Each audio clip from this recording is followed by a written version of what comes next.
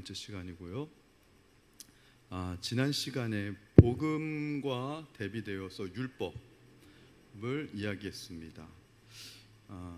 여러분, 복음을 알려면 율법을 당연히 알아야 복음이 무엇인지 알겠죠. 우리가 빛을 알려면 어둠을 알아야 되고요.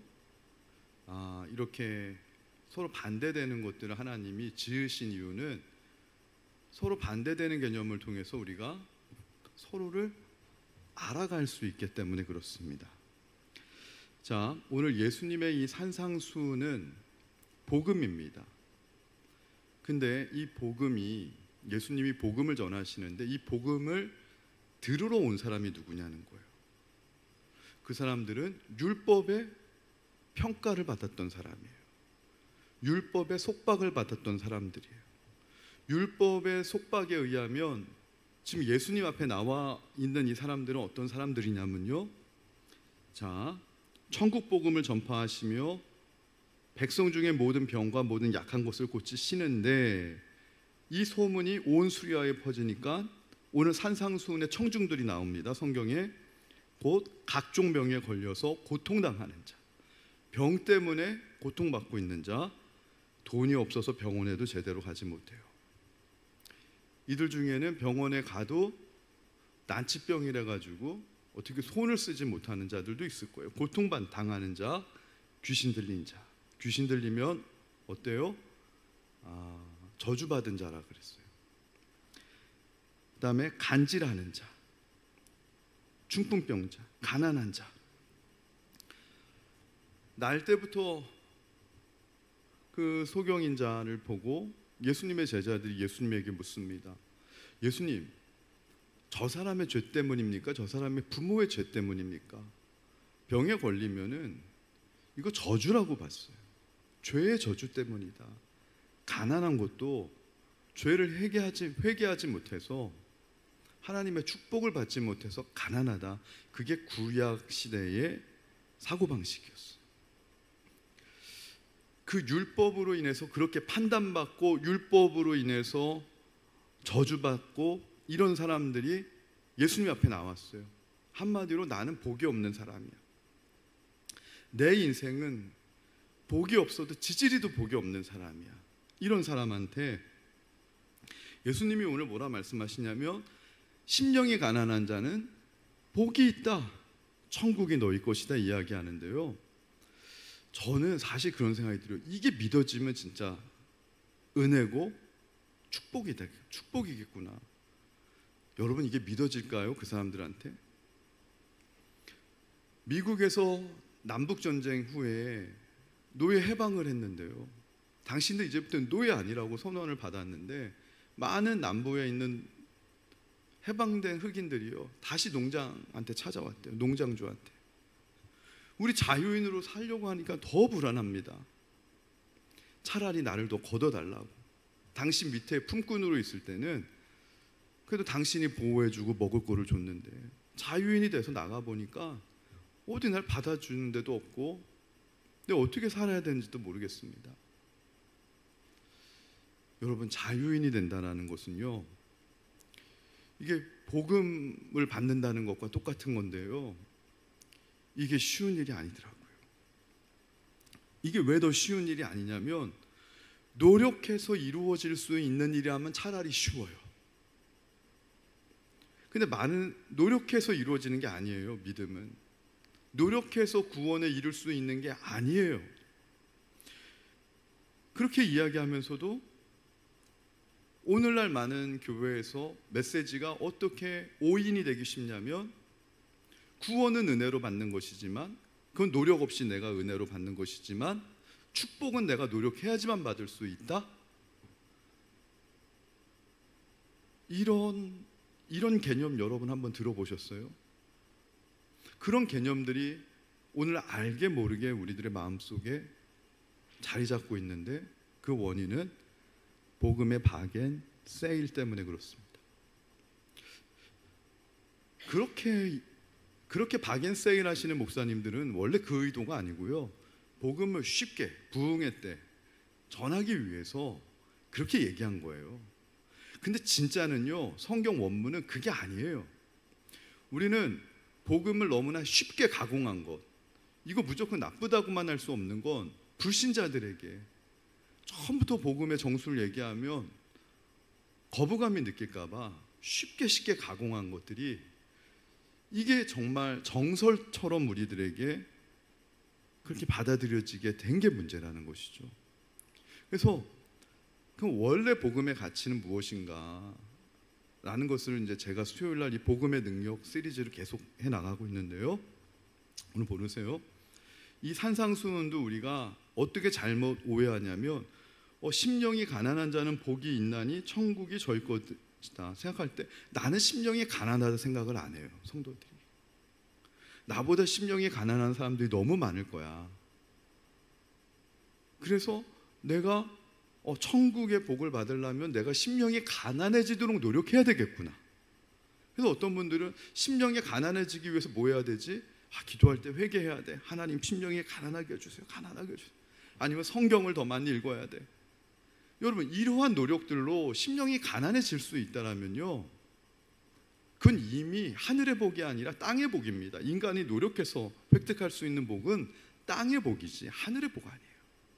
오늘 예수님은 복음을 선물로 갖고 오셨단 말이에요. 오늘 예수님의 청중들 보세요. 이 사람들은 이미요, 노력하지 않아도 가난한 사람이에요. 노력하지 않아도 저주받은 사람들이에요. 노력하지 않아도 사회로부터 왕따당한 사람들이에요. 노력하지 않아도 이미 인생에 희망이 없어요. 내일을 계획할 수 없어요. 제가 이 동남아, 특별히 필리핀 같은 데를 지난번 선교 갔을 때 들어보면 너무 필리핀이 제가 생각할 보다 물가가 높은데 급여는 너무 현지인들이 싼 거예요. 일자리도 없고. 그들은 저축을 할 수가 없겠더라고요. 태국 선교사님도 이번에 만났더니만 태국도 만만치 않대요. 그들 교사 월급이 50만 원, 60만 원인데 그거 받아가지고 저축할 수가 없대요. 내일을 계획할 수 없는 사람들이 굉장히 많습니다. 전 지구상에 보면은. 오늘 예수님 앞에 나온 사람들은 그 사람들보다도 더 내일이 없는 사람들이에요. 그런 사람들이 마음을, 제가 늘 얘기하잖아요. 높은 곳에 두고 살 수 있겠냐고. 노력하지 않아도 이미 마음이 지옥이에요. 그게 심령이 가난하다는 거예요. 그러면 좀 이해가 좀 빠르시죠? 마음이 지옥이에요. 심령이 가난하다는 것은 나는 부자인데 우아하게 내가 마음을 겸손하게 막 낮춘다는 게 심령이 가난하다는 게 아니라, 예수님은 정확하게 얘기하신 거예요. 각종 병에 걸리고 고통당하고 귀신 들리고 간질 들리고 중풍병자에 가난하고 세상으로부터 죄와 저주받았다라고 낙인 찍힌 자들, 그들의 심령이 얼마나 가난하겠어요. 그 사람들 앞에 두고 너희가 복받은 사람이다. 왜요? 너희 앞에 지금 내가 왔으니까. 진짜 복은 예수님인 거예요. 내가 너희를 구원시키려고 왔으니까 나만 믿으면 너희들 천국 가는 거니까 너희도 복받은 사람이야. 그걸 해석한다면 그렇겠죠. 돈 있는 사람들, 권력 있는 사람들은요, 예수님 말씀 들으러 산까지 왔겠냐고. 이게 산상수훈인데 어디 있겠어요? 돈 있는데 편안한 궁궐에 있었겠죠. 예루살렘에 좋은 집에 있었겠죠. 여러분, 우리 가운데 보면 여기 호화로운 지금 아파트 사시는 성도님이 여기 몇 분이나 될까 제가 생각해봐요. 좋은 아파트 사시는 분은요, 수요일날 예배도 거추장스러울지도 몰라요. 내가 지금 아이들 키우고도 재정적인 여유가 많은 분들은요, 내가 할 수 있는 게 많은데 내가 왜 굳이 교회는 왜 수요일날 해도 밤에도 왜 예배를 만드나, 그럴지도 몰라요. 여러분, 오늘 여기 나온 사람들, 산상수훈 나온 분들은요, 이 병자들은 사실은 예수님 만나면 이분이 기적으로 내 병을 고쳐주시나? 그런 걸 생각하고 왔을 거예요. 근데 중요한 건 어떻게든지 간에 그들은 예수님 아니면 답이 없다 생각해서 왔다라는 게 중요한 거예요. 예수님 앞에 나왔다라는 게 중요한 거예요. 예수님 아니면 답이 없는 인생. 그런데 이미 가난하고 이미 병에 걸렸고 이미 저주받았는데 예수님은 심령이 가난한 자가 복이 있어. 너희들 애통하지 맨날 우는 거 아니에요. 나는 왜 병이 안 날까? 그렇게 눈물 흘리는 자가 복이 있어. 눈물 흘린 자는 하늘의 위로를 받아. 너희처럼 이렇게 가난하면 천국이 너네 것이야. 그렇게 선포하니까 세상에서 들어보질 못한 거예요, 이런 말을. 인간 대접을 한 번도 받지 못한 걸 인간 대접해 주는 것만 해도 감사한데 오히려 천국이 너희들을 위해 예비되어 있다 얘기하시니까 이 사람들은 할 수 있는 게 뭐겠어요? 아멘밖에 없는 거예요. 감사밖에 할 수 없는 거예요. 그래서 지난주 지금 복습인데 잠깐 설명하며 호세아서를 보면은 호세아랑 고멜이 나오잖아요. 고멜이 누군지 알죠? 예, 계속 바람 피는 여자. 계속 바람 피는 여자. 근데 호세아서를 읽으면서 재밌는 건 대부분의 사람들이 자기가 호세아인 줄로 착각한다라는 거예요. 그래서 하나님이 호세아서를 읽었는데 나에게 너 고멜하고 결혼해? 그러면 어떡할까? 막 두렵다는 생각이 든다는 거예요. 우리 남자 청년들. 절대 그런 일이 제가 없다고 제가 하는 거예요. 호세아는 그 예수님을 예표하는 거고 우리가 예수님 될 수 없습니다. 우리 보고 고멜이랑 결혼하라고 하나님 안 하시는데 괜히 믿음 좋은 남자 청년도 호세아서 읽고 하나님 나한테 이 고멜과 같은 여자는 결혼 안 하고 하면 어떡하나, 내가 아멘 순종할 수 있을까? 쓸데없는 걱정을 하는 분들을 많이 봅니다. 근데 호세아서를 읽고 제가 깨달은 건 저도요 처음에는 나보고 호세아 같은 목회자가 되라고 하는 거 아닐까. 그래가지고 뭐 고멜과 같은 성도 만나면 맨날 막 좀 잘 지내다가 또 세상으로 맨날 나갔다가 잊을만 하면 다시 교회 나오고 또 그리고 막 또 교회에서 또 잘해주면 좀 있다가 또 괜찮아지면 또 세상 나가가지고 막 즐기고 다 즐기고 세상에서 또 힘들면 또 교회 나오고 목사님 위로해 주세요 이런 막 고멜과 같은 성도를만 만날 때도 내가 이 호세아 선지자처럼 맨날 받아주고 맨날 안아주고 맨날 사랑해주고 내가 이런 막 목사가 될 수 있을까 막 고민했는데 어느 날 하나님이 장 목사 걱정하지 마, 넌 호세아가 아니라 네가 고멜이야, 호세아는 예수님이야, 이렇게 얘기를 하시는데 제가 깜짝 놀라가지고요. 그런 거구나. 근데 저 충격은 뭐냐면 왜 나는 산상수훈을 읽으면 나는 그 심령이 가난해야 된다고 노력을 했고 성도들한테도 여러분 하늘의 복 받고 싶으시죠? 심령이 가난해지도록 노력하셔야 돼요. 말씀 많이 읽어야 돼요. 기도 많이 해야 돼요. 예배 빠지면 안 돼요. 헌금도 많이 하셔야 돼요. 선교도 가셔야 돼요. 왜 맨날 이렇게 설교를 했지? 어느 날 이걸 깨닫고 제가 충격을 먹은 거예요. 왜 호세아서를 보면 내가 고멜이라는 생각을 못하고 왜 나는 맨날 호세아 같은 목사가 돼야 된다라고 하는 그러한 이 부담감 속에서 이게 바로 뭐냐면 율법의 행위라는 거예요. 그게 율법의 행위라는 거예요. 복음이라는 것은 뭐냐면 저와 여러분들이 노력하지 않아도 가난한 사람이라는 사실을, 저와 여러분의 인생이 너무 가난한 거예요. 그걸 발견하는 게 복음이에요. 근데 사람들 공동체 안에서는 이거 발견 못해요. 왜냐하면 나보다 가난한 사람이 한 명은 더 있어, 최소한. 그래서 나는 쟤보다는 안 가난한 것 같은데. 여러분, 이 가난하다는 건 뭐냐면 여러분들끼리 비교하는 게 아니라 인생이 하나님 앞에 서게 되면, 지금 이 무리들이 예수님 앞에 섰단 말이에요. 예수님 앞에 서게 되면은 예루살렘에 있는 귀족이나 각색 병에 걸린 이 가난한 사람들이나 똑같이 가난한 거예요. 워렌 버핏 앞에 서면은요 100억 가진 사람이나 1억 가진 사람이나 똑같이 가난한 거예요. 워렌 버핏 앞에 가면. 그 워렌 버핏도 하나님 앞에 서게 되면은 가난한 인생인 거예요. 얼마나 가난한 줄 아세요? 다 못 쓰고 죽어. 그 많은 돈을 갖고 있는데 다 못 쓰고 죽고, 막 젊은 애들처럼 하루에 3번 자기가 먹고 싶은 햄버거 먹을 수도 없어요. 그 많은 돈을 햄버거도 다 못 먹고 싶을 때 그나마 조금 더 오래 살아야 되니까 진짜 가난한 거예요. 우리가요, 애통하려고 노력해야 될 사람이 아니고요, 하나님 앞에서 이 말씀 앞에 서 보니까 내 죄 때문에 예수님이 돌아가셨다는 사실을 깨달을 때, 아, 나는 내 죄로 인해서 지옥 갈 수밖에 없는 사람이구나, 이걸 깨달으면은요, 여러분, 제가 늘 얘기하잖아요. 가장 깨어지기 힘든 사람이 뭐냐면 속으로 나는 근사한 사람이야. 속으로 나는 다른 사람들에 비해서 근사한 사람이야. 가장 신앙생활 어려운 사람들이 부모님 말씀 한 번도 안 어겨본 사람,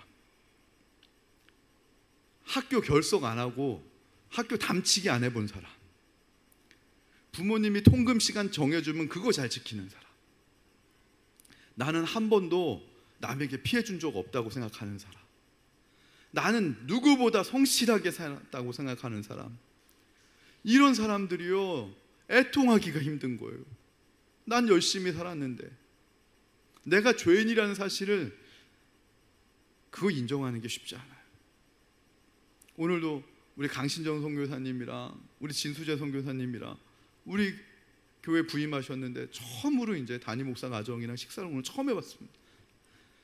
제가 참 부족한 담임 목사죠. 진작 식사해야 되는데 오늘에서야 처음 이제 식사를 하면서 그런 대화를 했어요. 어떤 대화를 했냐면, 진수재 선교사님이랑 얘기하면서 질문 많이 하는데 제가 제 고백이 나오더라고. 제가 그랬던 목사라고. 제가 목사로서는 나 정도만 되면 기독교 욕 안 먹을 텐데 막 이런 생각을 은연중에 했었다고. 뛰어나진 않아도 남에게 피해 안 주고 할 거 다 하고 큰 사고 안 치고 뭐 이 정도면 보통은 가는 거 아니야? 이 정도면 보통만 가면 괜찮은 거지. 이게 얼마나 수없이 우리는 죄인입니다, 여러분 죄인입니다, 회개해야 됩니다 설교했지만 목사가 안 깨졌는데 그 설교 듣고 어떻게 성도들이 변화됐겠냐고. 제가 요즘은요 그래요. 제가 교인들한테 근사한 목사처럼 보이려고 하는 그런 마음을 갖는 것조차도 무의미하다는 걸 이제 깨달았다고 제가 고백을 했습니다. 내가 죄인인데 뭐 성도들에게 근사한 목사처럼 포장해서 보이려고 하는 게 하나님 앞에서 보면 진짜 가난한 거예요. 내가 이미 죄인인데 뭘 그렇게 사람한테 그렇게 근사하게 보이고 싶고 평가받고 싶고 인정받고 싶어가지고, 그게 뭐냐면 심령이 가난해져야 되겠다 노력하는 자 아닙니까? 애통하는 자가 돼야 되겠다 노력하는 자 아닙니까? 복음은 그런 게 아니라는 거예요. 노력해서 획득할 수 있는 게 아니라 노력하지 않아도 하나님이 나를 내 자격과 상관없이, 여러분이요 도덕적으로 100점짜리 인생이 계실 수도 있어요. 100점짜리가 진짜 도덕적으로 빵점짜리 인생이 계실 수도 있어요. 50점짜리 인생이 계실 수도 있지만 그런 것과 상관없이 여러분을 하나님이 어느 날 만세 전부터, 그 어느 날은 만세 전부터 하나님 자녀 삼으시기로 택정하셨고 정하셨고, 하나님이 여러분을 구원으로 초대하신 거예요. 그게 전부예요. 여러분이 구원받은 거.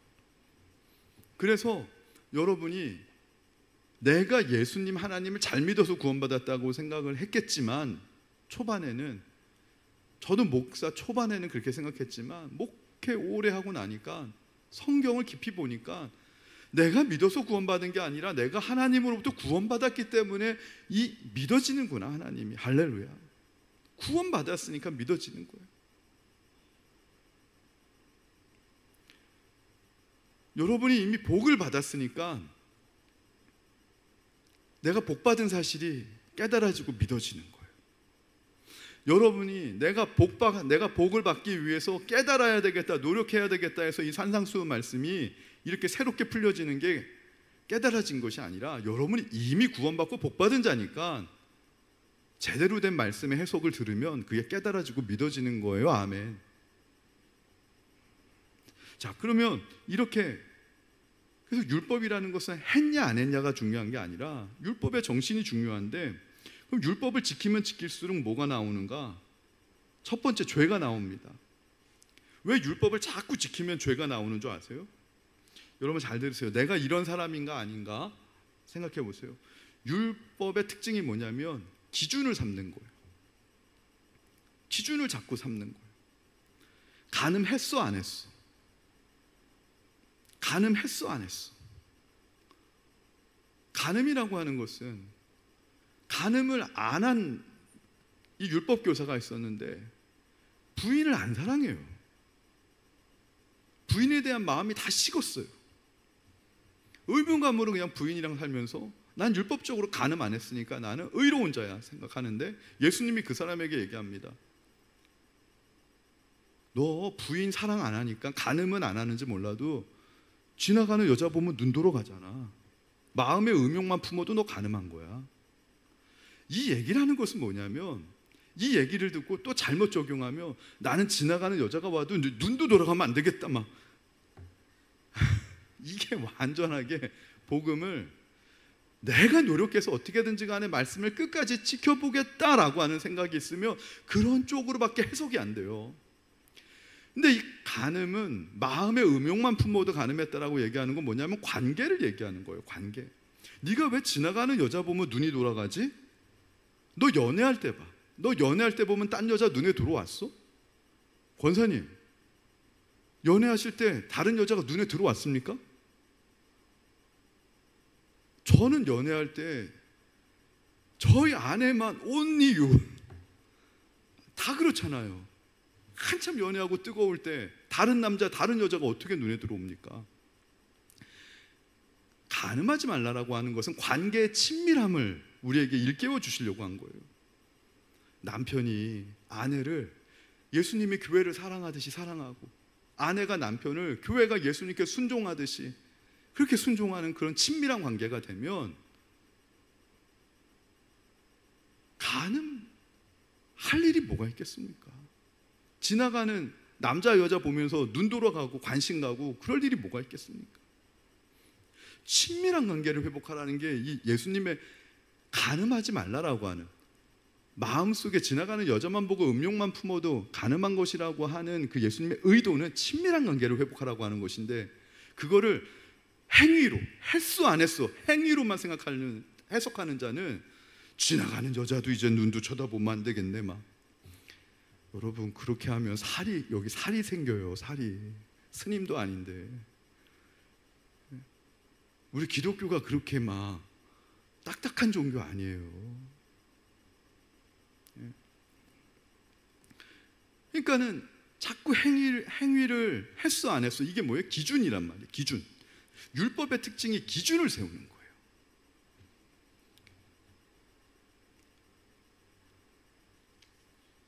그리고 두 번째 뭐냐면, 율법의 기준은 폭로하는 거 있어요.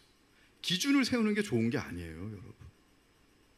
나는 원칙주의자야, 이런 분들 있잖아요. 율법주의자입니다, 사실. 여러분, 원칙보다 더 중요한 게 생명이에요. 사람이 죽어가는데도 나는 원칙주의자야. 사람이 물에 빠졌는데도 못 구합니다. 왜 못 구해? 오늘 안식일이라 가지고요, 제가 수영하는 거고 일하는 거거든요. 여러분, 그런 원칙주의자가 예수님이 보실 때는 외식하는 자라는 거예요. 기준, 원칙, 내 기준, 내 원칙보다 더 중요한 거, 사람이 세운 기준, 사람이 세운 원칙보다 더 중요한 게 하나님이 우리에게 부여하신 생명이라는 거예요. 할렐루야. 하늘로부터 부여된 이 생명이 땅에서 사람들이 세운 원칙과 법보다 더 중요한 것이죠. 그 생명을 살리기 위해서 때로는 솔로몬의 그 재판 보세요. 진짜 어머님에도 불구하고 그 아이 포기하잖아요. 어떻게 엄마가 아이를 포기합니까? 말이 안 되죠. 사람이 세운 법으로 보면. 그러나 내가 그 아이를 포기하지 않으면 둘로 쪼개가지고 칼로 나눠가지고 갖겠다는데 그 아이 살려야 되니까. 내 친권을 포기한다 하더라도 그 아이 살리는 게 더 중요하니까. 예수님은 이 율법을요, 은혜로 해석을 해야 된다. 율법이 온전해지려면 은혜로 해석을 해야 된다. 율법으로 은혜를 해석하는 게 아니라 은혜로 율법을 해석해야 된다라고 얘기하시는 거예요. 자, 그런데 우리의 현실은 어떠냐? 이런 설교를 들을 때는요, 진리를 알겠어요. 근데 우리의 여전히 내 현 주소는요, 여전히 돈 좋아하고, 돈 없어지면 실망하고, 돈 잃으면은 막 마음이 막 답답하고, 돈 많이 생기면은 막 너무 좋아하고, 안 그래요? 물질에 매여 살고 있는 우리의 현 주소, 진리는 여기 위에 있어요. 예수님은. 그래서 율법의 최종의 예수님의 은혜의 완성은 원수 사랑이란 말이에요. 그래서 산상수훈의 마지막은 내 원수가 너의 오른뺨을 때리면 왼뺨을 대라. 겉옷을 달라 그러면 속옷을 달라. 율법의 완성은 원수 사랑이에요. 원수 사랑. 진리는 알겠어. 그건 내 마음속에서 동의가 돼. 아멘 돼. 근데 현실에서는 어때요?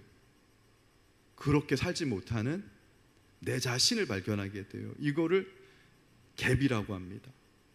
이게 영적인 갭이에요. 차이가 벌어진단 말이에요.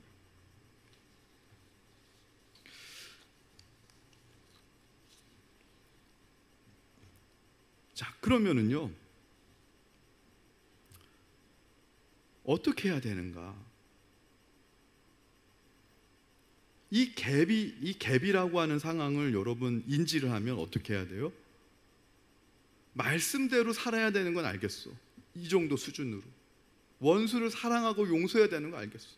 내 현실은, 근데 한 5명 오면은 2명은 용서하겠는데 한 3명은 내가 용서를 못하겠는 거예요. 경우에 따라가지고. 이런 내 현실이 60점밖에 안 돼요. 그럼 이 40점이라고 하는 갭이 생기면 어떻게 해야 돼요? 성경은요, 우리에게 하나님 앞에 손들라는 거예요. 손드는 게 뭐죠? 항복하라는 거예요. 하나님, 내 힘으로 안 됩니다. 그 항복을 잘했던 사람이 다윗이에요. 항복 잘해가지고 하나님한테 예수 그리스도가 다윗의 가문에서 나온 거예요. 그런데 사람들이, 성도들이 대부분 손을 안 들어요. 하나님 앞에. 그리고 오히려 이 갭을요, 이 차이가 나는 갭을 착하게 살아가는 척해요. 선하게 살아가는 척해요.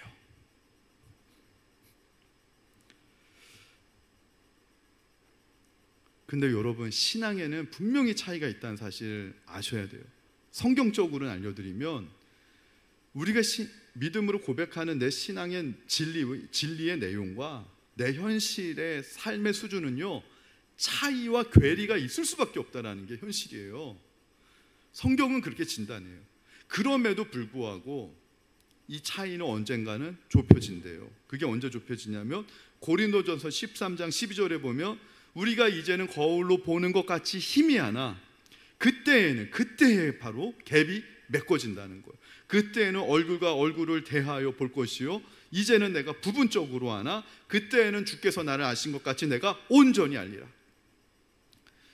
그때는 주님을 거울과 거울로 맞이하는 것처럼, 스가랴서 우리가 매일 아침 성경 하잖아요. 여호와의 날이 오면은, 그날이 되면 모든 거룩함이 말방울에까지 하나님의 거룩함이 미쳐지게 된다.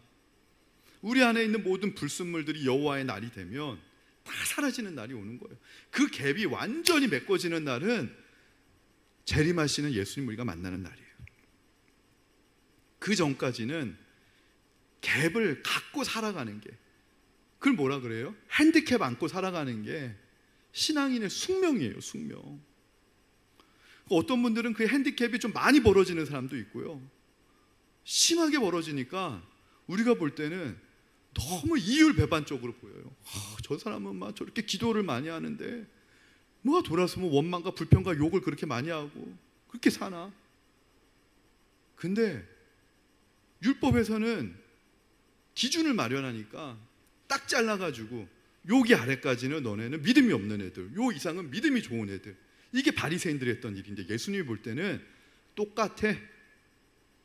갭이 많이 나는 애나 갭이 적게 나는 애나 똑같아. 똑같은데 진짜 악한 건 뭔 줄 알아? 갭이 조금밖에 안 난다고 나는 의인인 척하는 애들. 그게 바리새인이고 그게 사두개인이고, 차라리 갭이 너무 많이 차이 나서 세리와 창기처럼 우리는 죄인입니다 하는 자는 희망이라도 있어. 희망이라도 있어. 내가 죄인이라는 그 생각에 예수님이 말씀하시면, 주님 말씀하시면 내가 따라가고 그 마음이라도 드는데, 나는 갭이 얼마 차이가 안 나, 진리와 내 삶은 약간의 차이밖에 안 나 생각하는 사람들의 특징이 진짜 문제인 거예요. 세상에 나 같은 사람만 있으면 세상에 범죄도 없을 텐데 생각하시는 분들 있죠?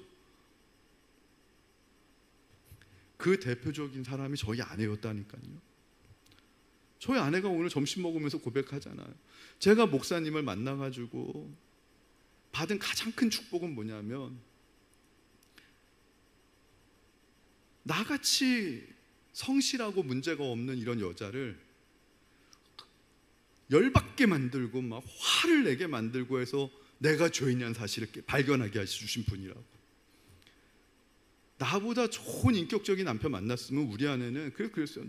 당신은 평생 의인인 줄 알고 살았을 거야. 나처럼 아내를 도발하는 남편을 만난 것도 하나님의 은혜다. 이게 제가 이렇게 얘기하면 안 된다는 걸 알아요. 우리 아내가 얘기해야지 이렇게 얘기하면 안 된다는 거 알지만, 설교에서 어쩔 수 없이 부득이 예화로 그냥 쓴다는 그거 의도가 무엇인 줄 아시죠? 의도가. 그러면서 그래요. 저희 아내가 저보다 인격적으로 훨씬 훌륭해요. 훨씬. 여러분들이 볼 때도 저희 아내가 저보다 더 좋죠? 그죠? 처음에 교인들이 설교만 듣고 저를 좋아하다가요, 같이 목회 생활을 하다 보면 저희 아내를 더 좋아해요. 대부분 교회가. 예. 그만큼 저희 아내가 저보다는 더 좋아요. 여러 가지 면에서. 근데 살아보니까 도찐개찐이라는 거예요. 하나 예수님 앞에서 똑같은 죄인이라는 거예요. 그러니까 죄인이니까 어차피 똑같은 죄인이니까 막 살아도 되겠네? 그건 아니라는 것이죠. 막 살아도 되겠다 그게 아니라, 선한 척해도 안 되고 막 살아도 안 되고, 그럼 뭐 해야 돼요? 하나님 앞에 손 들어야 돼. 손 드셔야 돼. 그래서 목회자들이 갖고 있는 실수 중에 하나가 교인들한테 자꾸 뭔가를 보여주고 싶어 하는 거. 그러다 보니까 연기를 하고 쇼를 해요. 근데 그럴 필요가 없는 거죠. 목사도 죄인인데요. 하나님이 지어주신 대로 생긴 대로 솔직하고 담백하게 살고, 근데 최소한 양심은 뭐냐면 내가 노력은 하고 있다. 최소한 내가 노력은 하고 있다. 노력과 오바하는 건 달라요. 내가 근사한 목사처럼 인정받고 싶고 막 그렇게 막 보여주고 싶어가지고 그렇게 노력하는 거는요, 오바하는 거예요. 탓하고 척하는 거예요. 그게 아니라 솔직하게 내가 죄인인데 뭐 나도 부족한데 솔직하게 만나지, 담백하게 만나지. 그래도 내가 할 수 있는 바 노력을 좀 더 해야 되겠다. 그건 다른 거예요, 여러분. 그렇죠? 내일 가서 또 아멘 하실 것 같다. 내일 아침에. 우리 성도님들은 항상 내일 아침에 아멘 하시더라.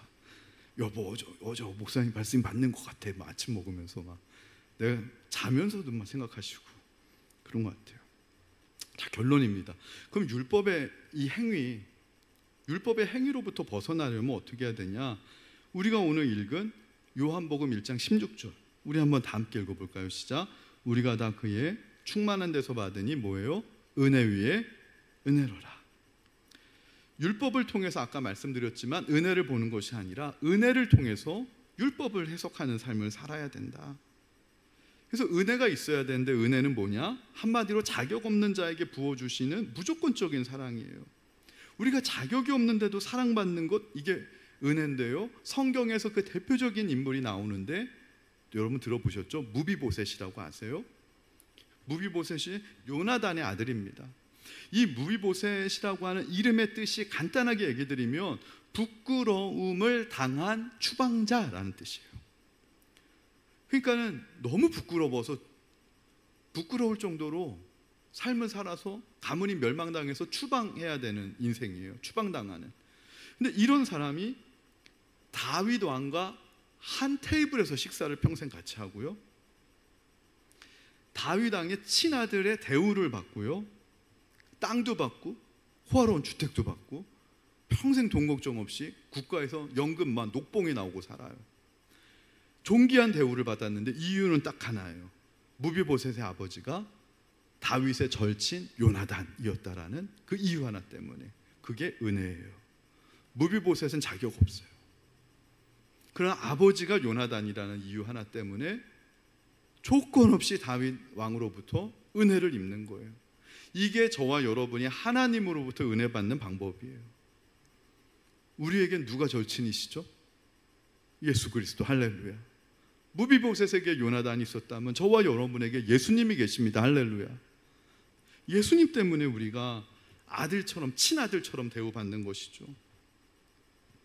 그래서 이 은혜가 왜 율법보다 중요하냐면 은혜가 바로 하나님의 본심이기 때문에 그래요. 그러면 율법은 하나님의 본심일까요? 아닐까요?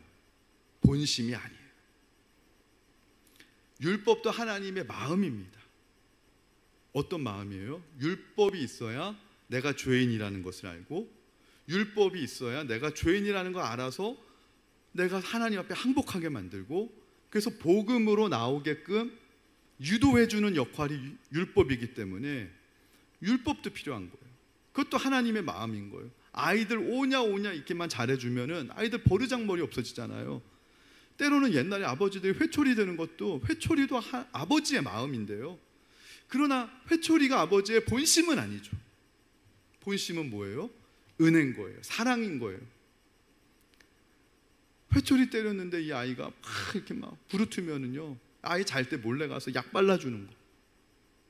약 발라주고 이거 부르트면 안 되는데 그렇게 해주는 아버지의 마음이, 그게 본심인 거예요. 성경에 그게 예레미야 3장 우리 한번 찾아보실까요?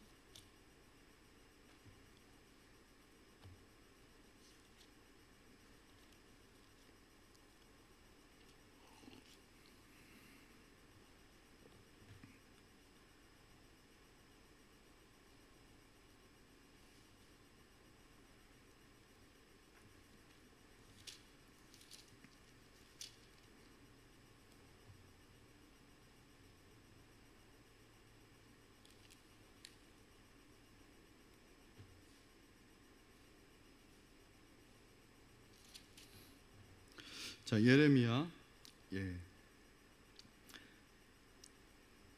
33장.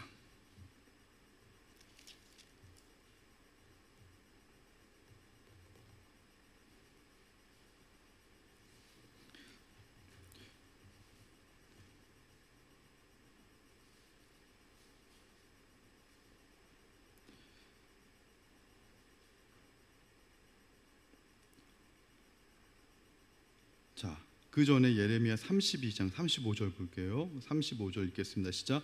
흰 놈의 아들의 골짜기에 바알의 산당을 건축하였으며 자기 아들들과 딸들을 몰래 앞으로 지나가게 하였느니라. 그들이 이런 가증한 일을 행하여 유다로 범죄하게 한 것은 내가 명령한 것도 아니요 내 마음에 둔 것도 아니니라.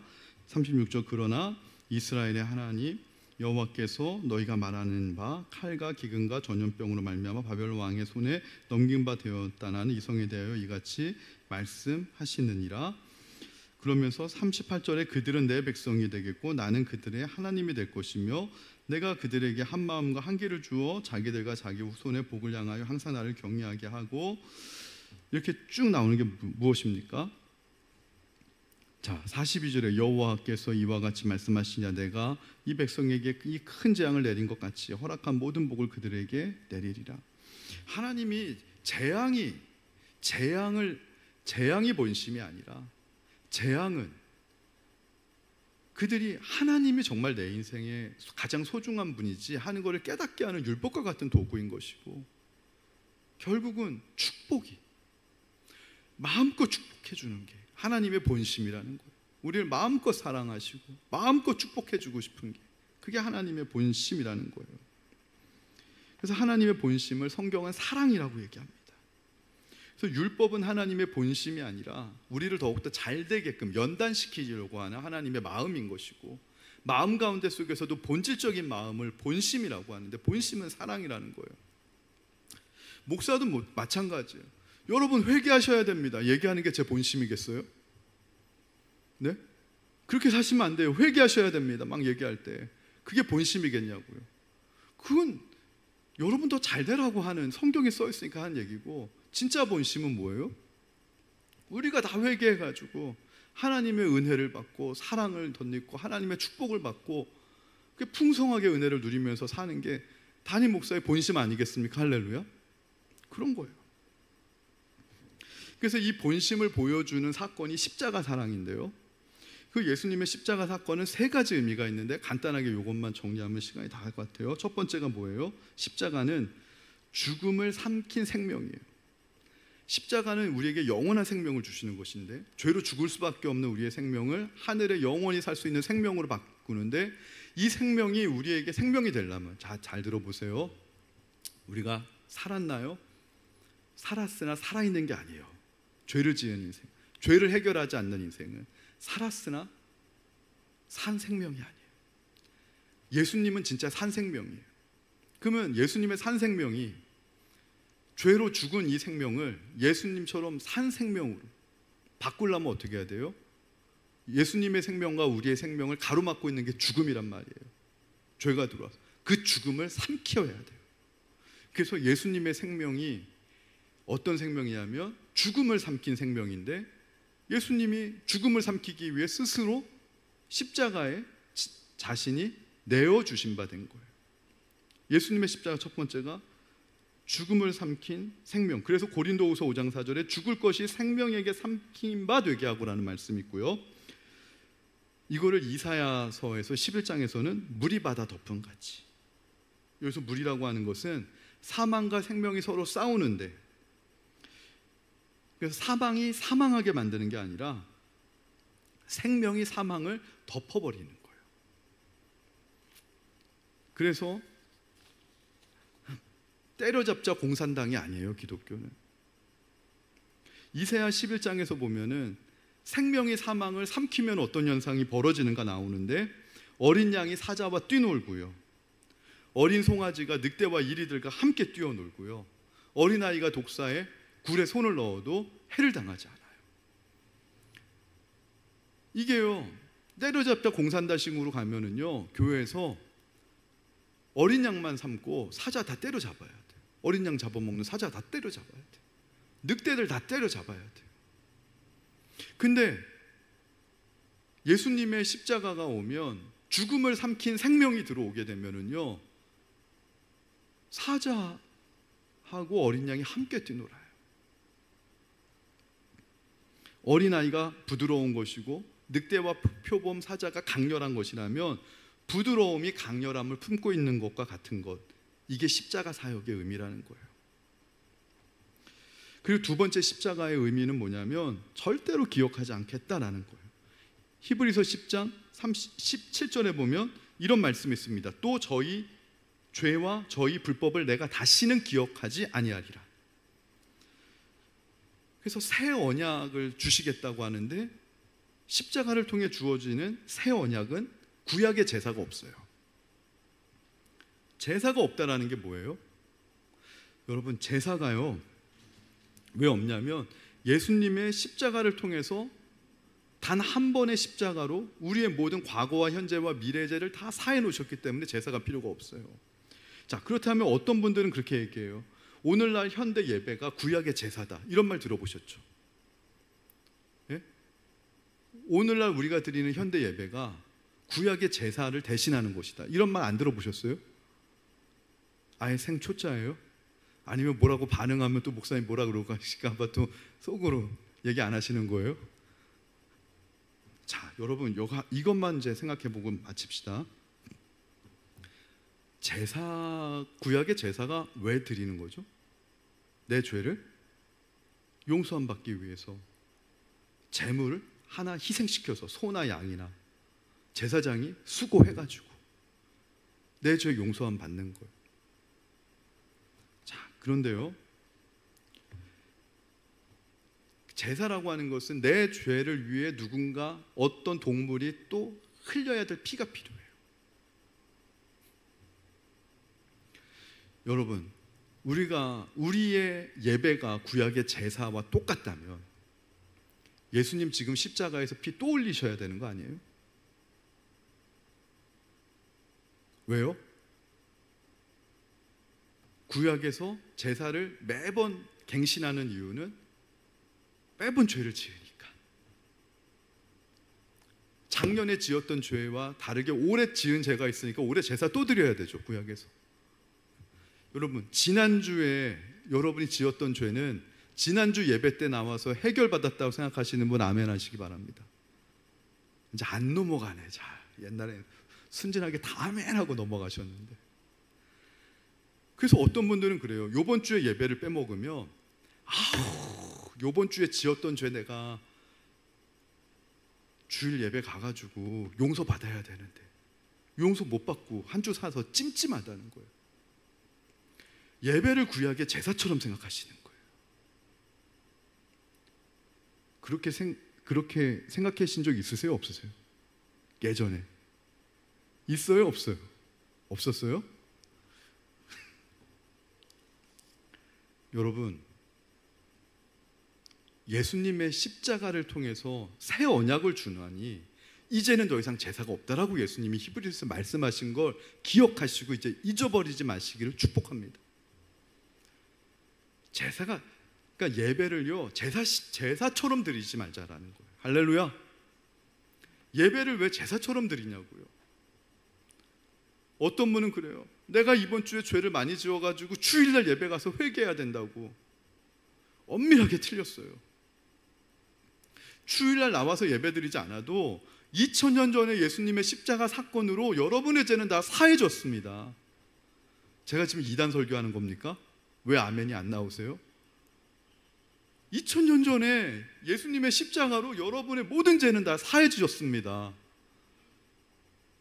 근데 왜 또 내가 이번 주에 죄를 많이 지으니까 주일날 가서 예배드려야지 내 심령이 시원하겠다 생각하시는 거예요. 구약의 제사를 또 드리겠다라는 거 아니에요.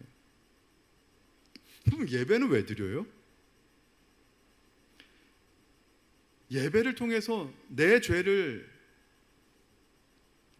씻길 또 다른 피를 흘리고 그 피를 마련하기 위해서 예배 나오는 게 아니라, 내가 이렇게 죄를 지었는데도 불구하고 2000년 전에 예수님이 단번에 십자가에 한 번의 죄로 늘 사해 놓으셨다니, 이 사실이 너무 감사해서, 이 사실을 내가 기억하고 이 사실에 감사하기 위해서 나오는 게 예배예요. 할렐루야.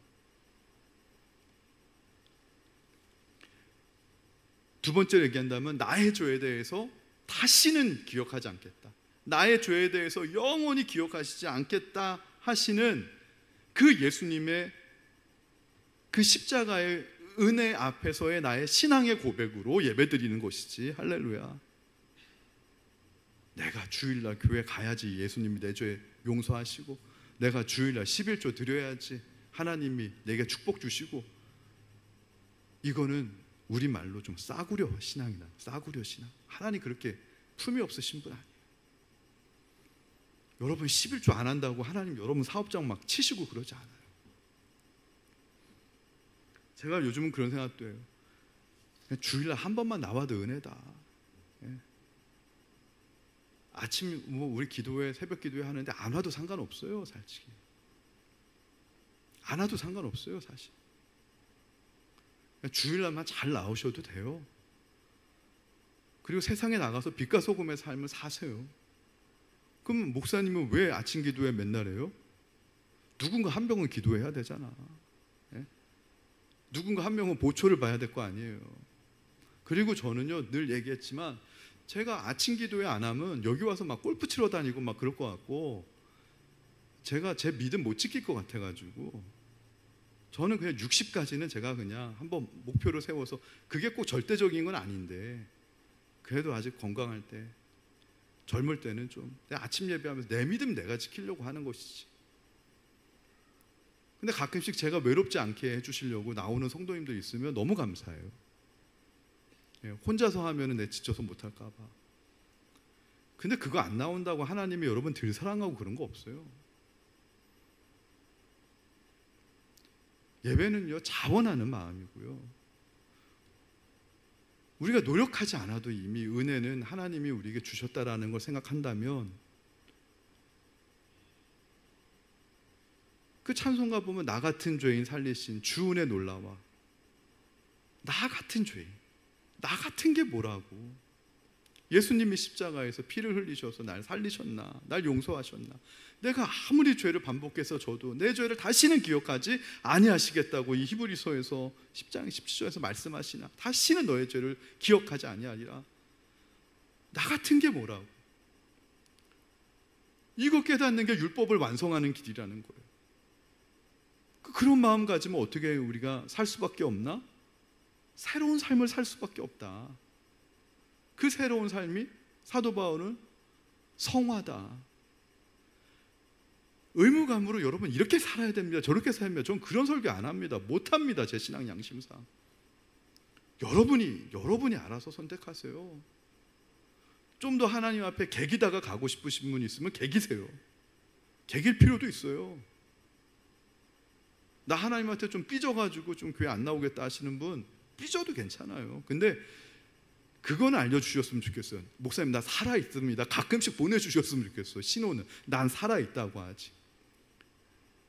내가 지금 동굴 방 속으로, 나 지금 하나님 나 진짜 불만 너무 많다고, 뭐 사업도 안 되게 하시고 막 힘들고 막 너무, 나 이번 주 주일 빠져야 되겠다고 막 자전거 타야 되겠다 하시면 가세요. 근데 나 살아는 있다, 그건 알려주세요.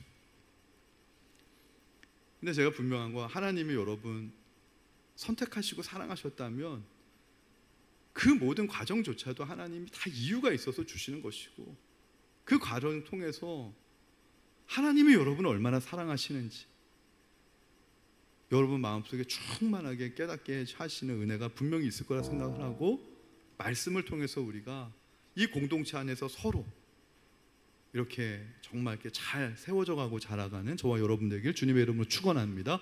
우리 찬양하겠습니다. 이 모든 것이 은혜죠.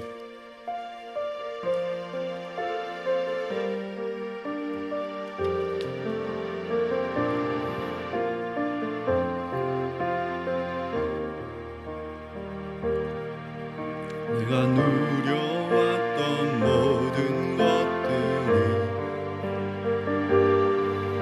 내가 지나왔던 모든 시간이, 내가 걸어왔던 모든 순간이 당연한 것 아니라 은혜였어. 아침에 해가 뜨고 저녁에 노을, 봄의 꽃향기와 가을의 열매, 변하는 계절의 모든 순간이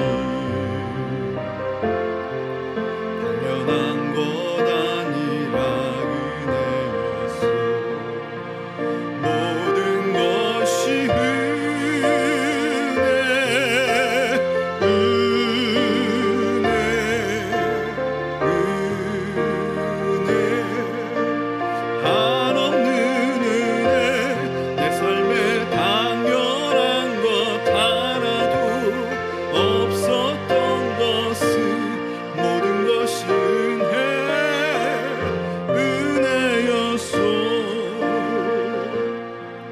내가 이 땅에 태어나 사는 것, 어린아이 시절과 지금까지 숨을 쉬며 살며 꿈을 꾸는 삶, 당연한 것 아니라 은혜였어.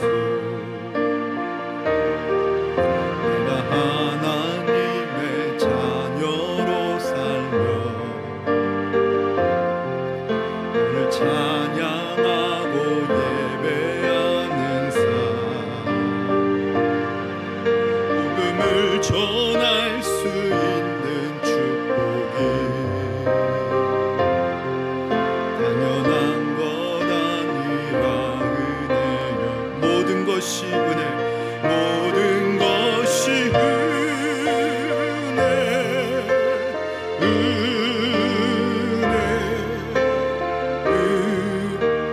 한없는 은혜, 한없는 은혜.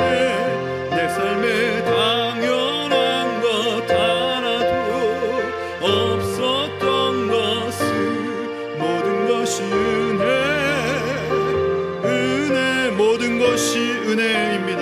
모든 것이 은혜,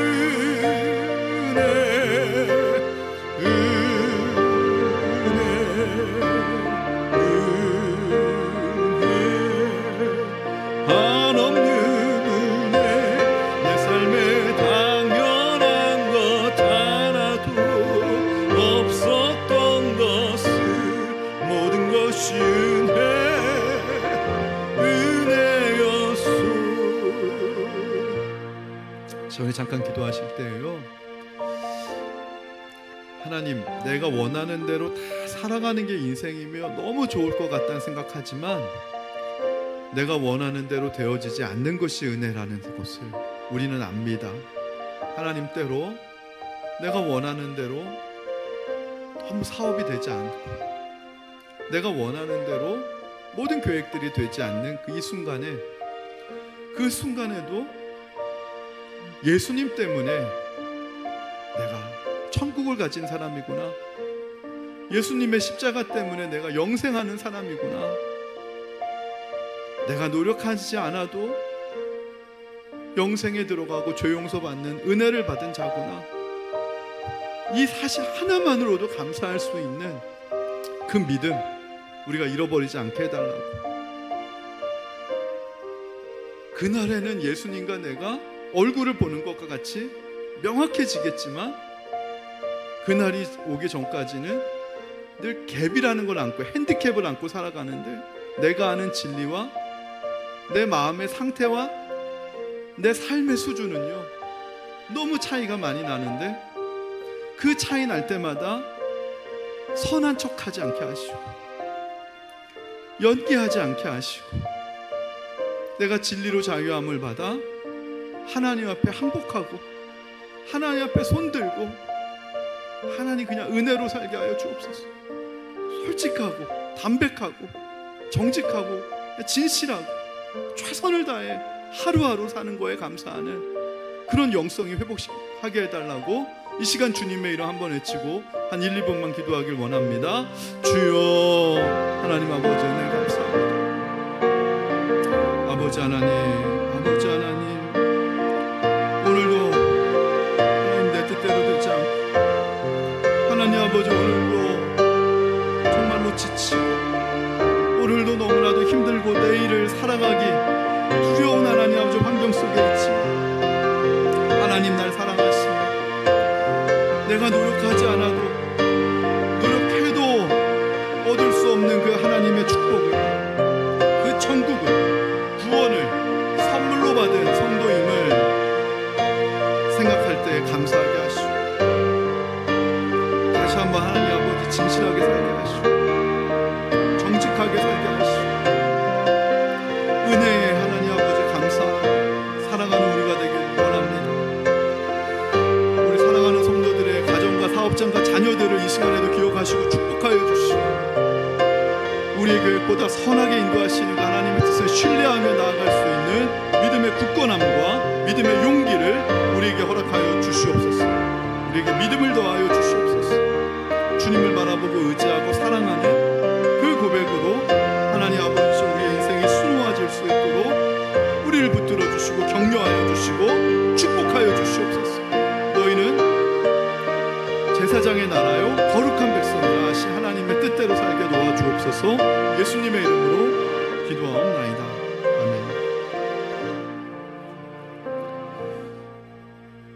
너희들을 향한 재앙은 나의 본심이 아니라 하나님의 본심은 우리를 위해 하나밖에 없는 독생자를 십자가에 내어주시면서 우리를 절대 포기하지 아니하시고 우리에게 영생을 주시고 우리에게 포도나무와 무화과 나무 아래에서 서로 풍요롭게, 풍성하게, 충만하게 하나님의 은혜를 누리고 살아가는 것인 줄로 믿습니다.